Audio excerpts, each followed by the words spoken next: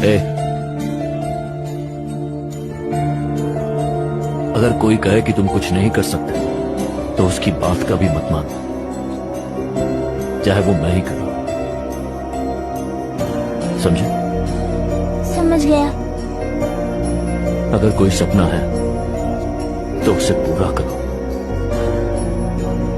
जो लोग खुद कुछ नहीं कर पाते वो दूसरों को नीचे गिराने की कोशिश करते हैं। हमेशा